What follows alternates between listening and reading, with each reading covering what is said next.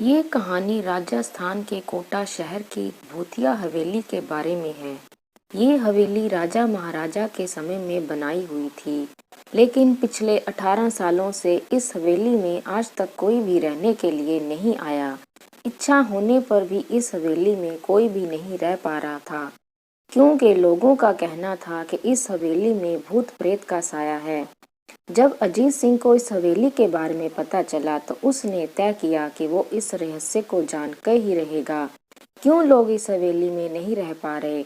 उसने मजबूत इच्छा शक्ति से हवेली में रहने की पूरी तैयारी कर ली। जब उसने हवेली के अंदर जाने के लिए पैर आगे बढ़ाए तो दरवाजे पे किसी अनजान व्यक्ति ने उसे रोक लिया और नजदीक जाके बोला, कौन हो आप और किधर जा रहे हो? अजीत सिंह ने जवाब देने के बजाय उससे सवाल किया, जी आप कौन? मेरा नाम अर्जुन सिंह है और मैं यहीं पास में ही रहता हूँ। अजीत सिंह ने कहा, ओह अच्छा, मैंने सुना है कि ये एक भूतिया हवेली है और यहाँ कोई नहीं आ पाता है, इसलिए मैं इस हवेली में एक दिन रुकने का फैसला किया है। अर्जुन सिंह ने कहा, जी हाँ, आपने सही सुना है और आप भी अंदर मत जाइए। मेरी माने तो घर वापस लौट जाइए, यहाँ बहुत खतरा है। ये सुनकर अजीत सिंह खुश हो गया, जैसे उसे कोई लॉटरी लग गई हो। अर्जुन ने उसकी खुशी को देखकर बोला, आप क्यों खुश हो रहे हो? आपको तो भूत का नाम सुनकर डर लगना चाहिए। शायद आपको पता नहीं होगा कि मैं भूत प्रेत में काफी दिलचस्पी रखता हूँ। अगर इस हवेली में भूत है तो अंदर जाकर जरूर देखूंगा और सारी सच्चाई का पता भी लगाऊंगा। इतना कहकर अजीत सिंह उस हवेली में चले गए। अंदर जाके अजीत ने अपनी बैग को साइड में रखा और हवेली के चारों ओर देखने लगा। सारे रूम भी चेक कर लिए। बाद में ड्राइंग रूम में आके सोफे पर बैठ गया। उसने वहां बैठकर दारू के दो चार पैग भी पिए। वहीं अचानक उस रूम में लाइट का एक बल्ब चालू बंद होने लगा, लेकिन अजीत ने उस पर ध्यान नहीं दिया। थोड़ी देर बाद दूसरा बल्ब चालू बंद होने लगा। फिर तो हवेली की सारी लाइटें ही चालू बंद होने लगी। ये सब देखकर अजीत अपनी जगह पे खड़ा हो गया और संपूर्ण सावचेत हो गया।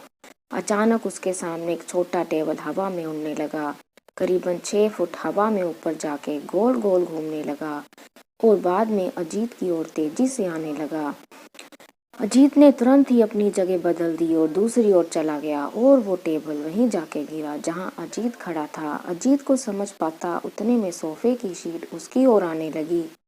वो जल्द खड़ा हो गया और छलांग लगा के दूसरी ओर कूद गया, जिसके कारण सोफा दीवार को टकराया और अजीत बच गया। अचानक सब कुछ शांत हो गया। अजीत ने चारों ओर सतर्कता से देखा और बड़ी आवाज में बोला, तुम जो भी हो सामने आकर बात करो।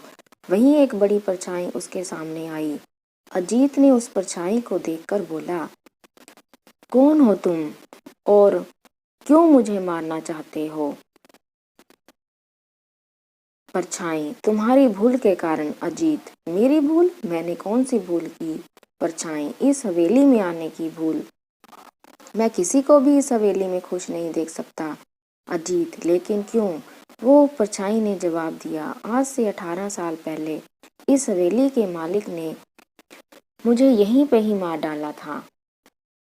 मेरी कोई गलती भी नहीं थी। इस कारण की वजह से मेरी आत्मा इस हवेली में भटकती रहती है।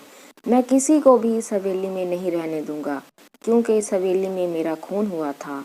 इस हवेली में जो भी रहने के लिए आएगा उसकी मौत ही होगी। अजीत ने कहा, मैं तुम्हें अपने असली रूप में देखना चाहता हूँ। तुम्हें मारने से पहले मैं तेरी ये इच्छा अवश्य ही पूरी करूंगा। और उस परछाई ने एक भयानक दरमियाना रूप ले लिया। उसका चेहरा इतना भयानक था कि अजीत भी एक क्षण के लिए डर गया था, लेकिन दूसरे ही क्षण में उसने अपने आप पर काबू पा लिया। बाद में उसने अपनी जेब में से सफेद पाउडर निकाला और उस भूत के ऊपर फेंक दिया। भूत के ऊपर पाउडर पड़ते ही वो जलने लग गया। बड़ी बड़ी ज्वाला उठने लगी और वो बहुत जोर जोर से चिल्लाने लगा और बाद में पूरी तरह से जल गया। उसके बाद अजीत ने चैन से सांस लिया और वहीं पर सो गया। दूसरे दिन सुबह जब अजीत को सही सलामत हवेली से बाहर आते देख अर्जुन को बहुत ही आश्चर्य हुआ। अर्जुन ने अजीत से पूछा, तुम कैसे जिंदा हो? जब अजीत ने अर्जुन को कल रात की घटी घटना को पूरी तरह से बताया और बोला, अब ये हवेली भूतिया हवेली नहीं रही,